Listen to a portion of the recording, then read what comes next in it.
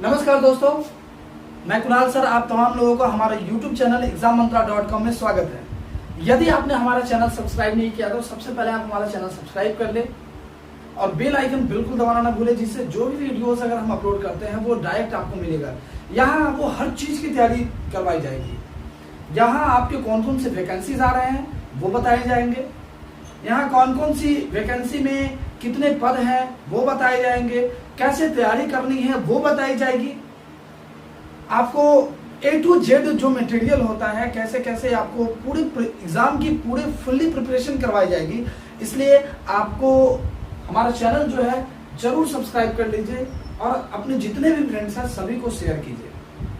चलिए आज हम मैथ्स के एक न्यू चैप्टर जो कि बहुत इंपॉर्टेंट है और एग्जाम में पूछा ही जाता है उससे एक क्वेश्चन प्रत्येक एग्जाम में, या तो वो एसएससी हो, रेलवे हो, बैंक हो, कोई भी एग्जाम अगर होता है आपको तो उससे एक क्वेश्चन हो जाता है। मैं कहूं आज हम लोग पढ़ेंगे ट्रेन।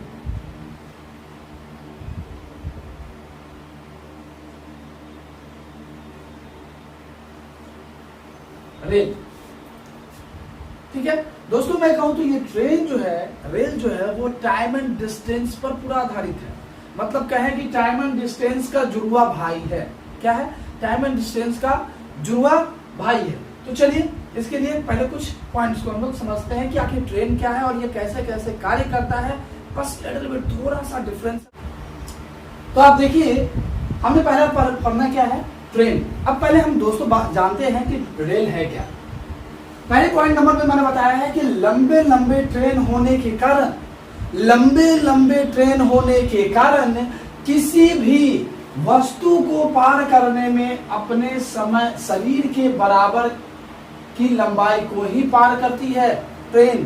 तो ट्रेन अपने आप में क्या है, ट्रेन का शरीर जो है वो खुद पहाड़ है। इसलिए जब भी ट्रेन के सामने अगर कोई ऐसी वस्तु हो जिसकी कोई लंबाई ना हो तो ट्रेन अपने ही शरीर को पार करता है।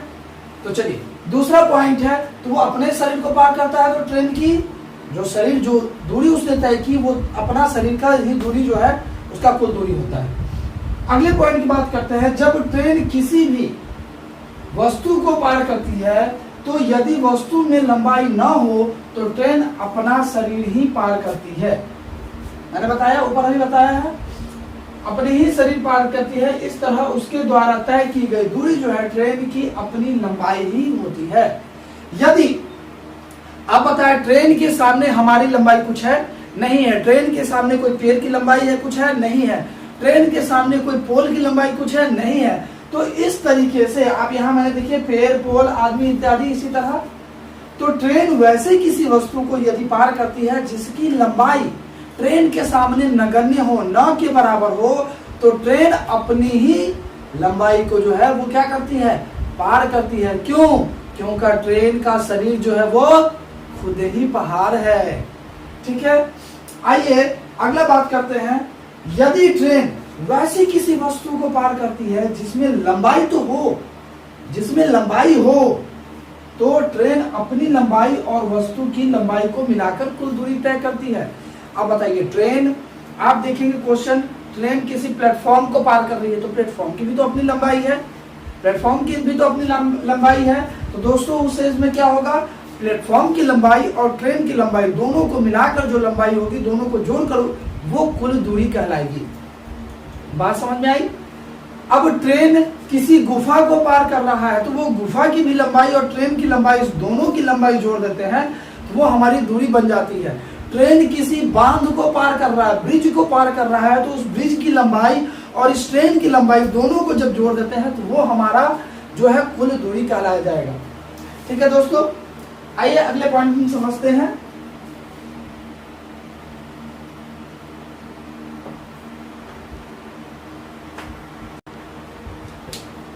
अगले पॉइंट के बाद हम समझते हैं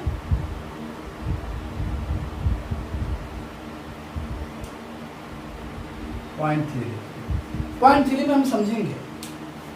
आप जरा समझिएगा, मैंने बताया कि लंबाई ऑलवेज ऐड होती है।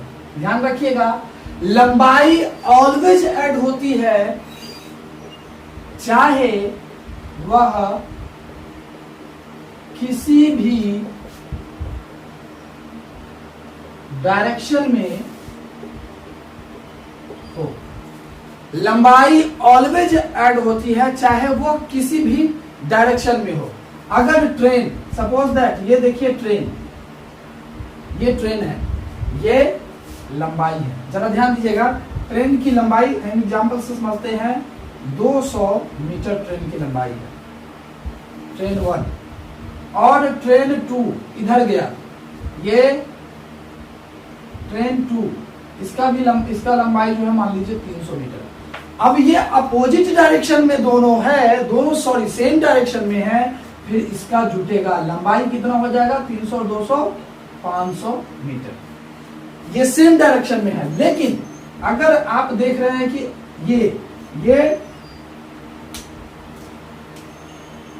ये T1 और ये T2, ट्रेन 1 और ट्रेन 2। अब जैसे हुआ तो यहाँ क्या हो जाएगा, मान लीजिए इसका 200 है और इसका 300 है। तो दोस्तों ये अपोजिट डायरेक्शन में है। चाहे डायरेक्शन कुछ भी हो, आपको स्पीड जोड़ना ही है। तो ये 500 मीटर क्या हो गई, ट्रेन की लंबाई, अर्थात कुल दूरी कितना हुआ, 500 मीटर की दूरी उसने भी। तो आपको ध्यान में है, इस बात को ध्यान रखिएगा कि ऑलवेज जुटता है, ट्रेन की लंबाई ऑलवेज जुटती है चाहे वो किसी भी डायरेक्शन में हो। चलिए अगले पॉइंट में समझिएगा।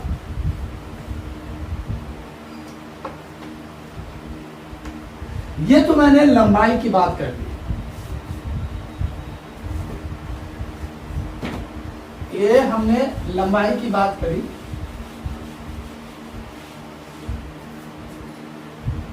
अब समझिएगा पॉइंट नंबर 4 समझिएगा। अगर स्पीड की बात हो, स्पीड बहुत इंपॉर्टेंट ये पॉइंट है, आप समझे।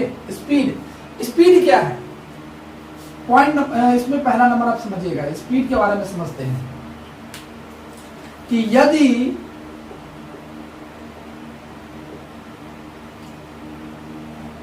ट्रेन या कोई वस्तु हो, कोई वस्तु आप छोड़ दिए, केवल ट्रेन ही समझिए। यदि ट्रेन की स्पीड पता करनी हो तो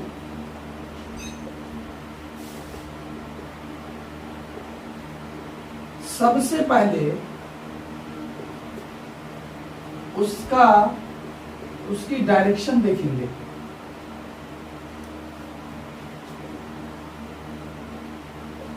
बात समझ में आ रही है। यदि आपको स्पीड पता करना हो तो सबसे पहले क्या देखेंगे, डायरेक्शन देखेंगे। पॉइंट नंबर 1, यदि सेम डायरेक्शन हो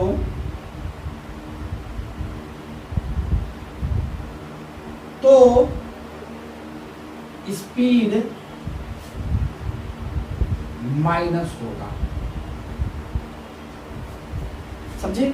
यदि सेम डायरेक्शन हो तो स्पीड माइनस होगा। एग्जांपल में आप समझिएगा, ट्रेन 1 है जिसका अभी मैं जो बता रहा हूं वो क्या है, स्पीड है। ट्रेन 1 है जिसकी स्पीड जो है 80 किलोमीटर प्रति घंटा है और ये ऐसे जा रहा है। और ट्रेन 2 है जिसकी जो है 120 किलोमीटर प्रति घंटा है, ये भी ऐसे जा रहा है। आप देखिएगा इस दोनों क्या है, सेम डायरेक्शन में है। तो सेम डायरेक्शन में जब होता है तो स्पीड क्या होता है, घटता है। तो यह हमारा स्पीड कितना है, तो हमारा स्पीड जो होगा 40 किलोमीटर पर आवर होगा। क्लियर है, 40 किलोमीटर पर आवर होगा। दूसरा नंबर समझते हैं पॉइंट, यदि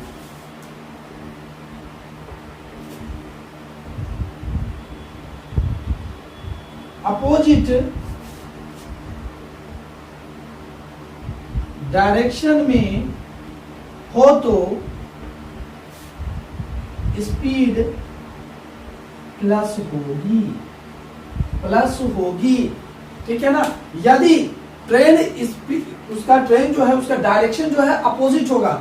मतलब आप देखिए एक ट्रेन 1 है जिसका 90 किलोमीटर प्रति घंटा है और एक ट्रेन 2 है जिसका कितना है 80 किलोमीटर प्रति घंटा है। तो गाइस आप देखिए जैसे मैंने क्या बताया है ये अपोजिट है, ये ट्रेन इधर से जा रही है और ये ट्रेन इधर से आ रही है, तो ये अपोजिट डायरेक्शन है। तो अपोजिट डायरेक्शन में स्पीड ऑलवेज जुटेगी, सेम डायरेक्शन में ऑलवेज घटेगा। लेकिन अब यहाँ तो कितना हो गया, ये कितना हो गया 170 किलोमीटर पर आवर, ये इसका क्या हुआ ओरिजिनल स्पीड हुआ। गाइस आप देख पा रहे हैं यहाँ तक, पीछे तक दिख रहा है। तो ये स्पीड जो है वो आपका कितना हो गया 170 किलोमीटर पर आवर। लेकिन मैंने बताया है, ध्यान रखिएगा, ट्रेन की लंबाई ऑलवेज वो जुटती ही है चाहे वो कोई डायरेक्शन में हो। ठीक है, चलिए अब इस पर ये जो कुछ इंपॉर्टेंट चीज थे जो मैंने बताया आपको, टाइम एंड डिस्टेंस जो है आप जरूर देखिएगा, इससे बहुत सारा आपका विजन और भी क्लियर हो जाएगा। ऐसे आप यहाँ से भी देखेंगे आपका सब कुछ क्वेश्चन बनेगा, लेकिन टाइम एंड डिस्टेंस भी देखिएगा, बहुत बेहतरीन टाइप्स बताए गए हैं जो एग्जाम में ही बार बार पूछे जाते हैं दोस्तों। चलिए अब हम लोग टाइप ऑफ क्वेश्चन की बात करेंगे। चलिए दोस्तों अब हम लोग देखते हैं कि टाइप्स ऑफ क्वेश्चन जो है एग्जाम में कैसे पूछ हो जाते हैं। पहले हम बेसिक समझते हैं।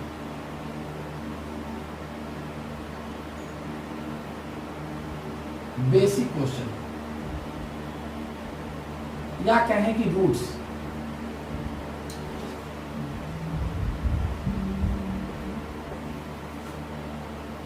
अच्छा बेसिक क्वेश्चन, अभी मैंने रूट्स बताए हैं, रूट्स फंडामेंटल जो है मैंने बताया है कि आखिर ट्रेन कैसे कैसे क्वेश्चन बनेगा। अब रूट्स क्वेश्चन हम समझते हैं कि उसका जड़ जो है आधारित क्वेश्चन बेसिक क्वेश्चन क्या होता है। चलिए रूट्स मैंने बताया है, आप इसको बेसिक क्वेश्चन ही नाम दीजिए। रूट्स मैंने पहले बता दिए हैं। बेसिक क्वेश्चन जैसे बोलते हैं कि यदि किसी ट्रेन की चाल 54 किलोमीटर प्रति घंटा है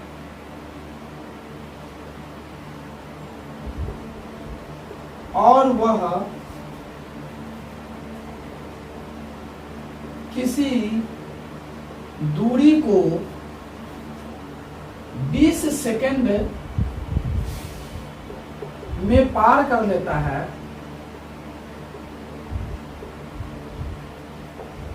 तो ट्रेन द्वारा तय की गई दूरी क्या है। अब देखिए टाइप फर्स्ट, बेसिक में टाइप फर्स्ट है। अब यहां आपको निकालना क्या है, यहां जरा समझिएगा, यदि ट्रेन की चाल कितना है 54 किलोमीटर, क्या है चाल है, और वह किसी दूरी को 20 सेकंड में पार कर जाता है, क्या दिया है समय दिया है, क्या दिया है समय दिया है, तो लेती है, तो ट्रेन द्वारा तय की गई दूरी क्या है, आपको निकालना क्या है दूरी। तो ध्यान रखिएगा दोस्तों, आप जानते हैं कि दूरी बराबर क्या होता है चाल गुने समय, चाल गुने समय, ये हमारा दूरी होता है। तो आप देखिएगा तो चाल कितना है 54 किलोमीटर पर आवर और गुने सेकंड कितना है 20 सेकंड। अब एक चीज बात यहाँ इंपॉर्टेंट पॉइंट ये है, ये आपको समझना है कि जब हमें दूरी निकालना है, ये किलोमीटर पर आवर है और ये सेकंड है, क्या हाथी को चूजा से लड़ाएंगे, मुर्गे से लड़ाएंगे नहीं, हाथी को लड़ाने के लिए कम से कम डंडा भी तो होना चाहिए।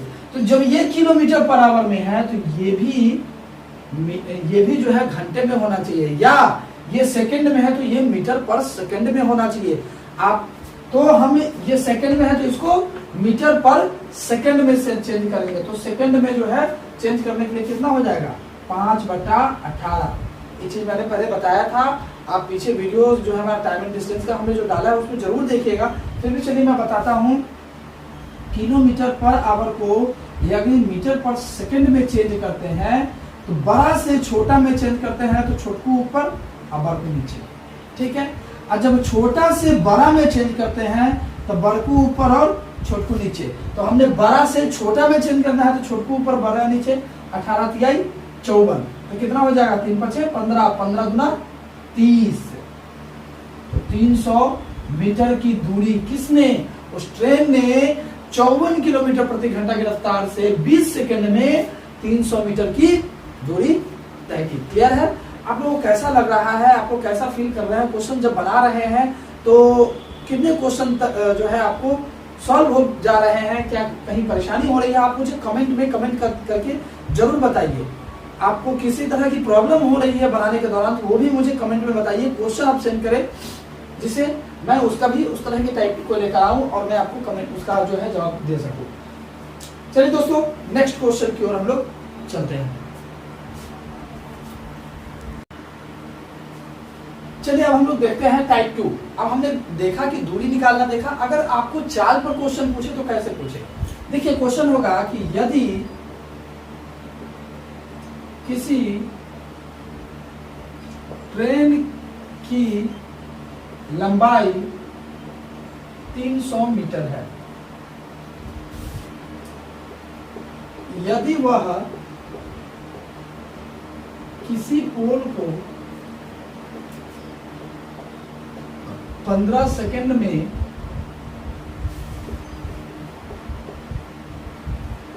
पार करता है तो बताओ ट्रेन की चाल क्या होगी? ठीक है, अब यहां आपको निकालना क्या है, जरा समझिएगा। क्वेश्चन नंबर 2, यदि किसी ट्रेन की लंबाई कितना है? 300 मीटर है, और यदि वह किसी पोल को, किस चीज को? पोल को। जरा ध्यान दीजिएगा, मैंने क्या बताया है? ट्रेन की लंबाई के सामने पोल की लंबाई, किसी व्यक्ति की लंबाई जो है ना वो नगण्य होते हैं, न के बराबर होती है। कितने सेकंड में? 15 सेकंड में पार करता है। तो बताओ ट्रेन की क्या निकालना है आपको? क्या निकालना है? चाल। तो हम जानते हैं कि चाल बराबर क्या होता है? दूरी बटा समय। और आंसर जो स्पीड निकलता है, मैं आपको बताऊं, answer always kilometre per hour में होता है दोस्तों। तो अब देखिए, तो चाल, अब चाल आपको निकालना है तो दूरी कितना है? 300 मीटर, और समय जो है वो समय कितना है? 15 सेकंड है। 15 सेकंड है। अब ये निकला क्या? चाल बराबर, तो दूरी बटा समय, दूरी बटा समय इक्वल टू चाल। तो 15 गुना 30, 20 मीटर पर सेकंड। ध्यान दीजिएगा, आपका ऑप्शन में जो होगा ऑलवेज जो स्पीड है वो किलोमीटर पर आवर में होगी, तो इसको आपको किलोमीटर पर आवर में चेंज करना होगा। तो बताइए आप मुझे कि किलोमीटर पर आवर में चेंज करने के लिए क्या करते हैं? कमेंट बॉक्स में कमेंट करके बताइए। चलिए मैं बता दूं कि किलोमीटर पर आवर में चेंज करने के लिए क्या करते हैं? बड़ा बटा छोटकू। तो कितना हो जाएगा? 4 18 चौका 72 किलोमीटर प्रति घंटा के स्पीड से ट्रेन की चाल है जो चल रही है। ठीक है, चलिए हम लोग नेक्स्ट क्वेश्चन की ओर चलते हैं। चलिए अगला क्वेश्चन हम देखते हैं।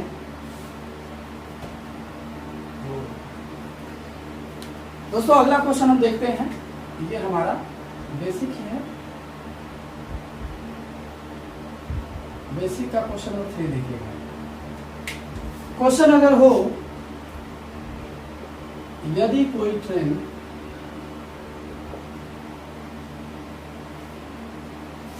सौ मीटर की दूरी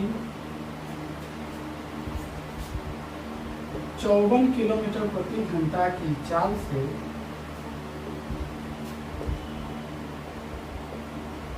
चले तो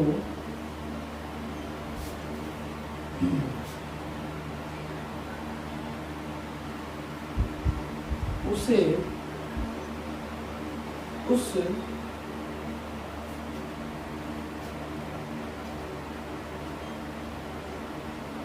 दूरी को उसे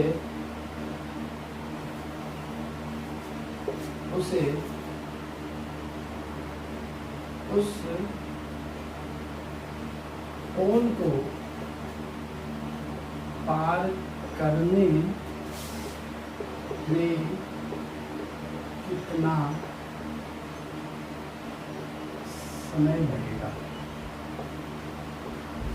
ठीक है गाइस, अब देखिए यहाँ आपका क्या पूछ रहा है कि यदि कोई ट्रेन की लंबाई, अब यहाँ दे दिया हमको क्या दिया है, दूरी दिया है और चाल दिया है, आपको निकालना क्या है, समय। तो समय बराबर क्या होता है जी, समय बराबर होता है दूरी बटा चाल, मतलब डिस्टेंस बाई स्पीड।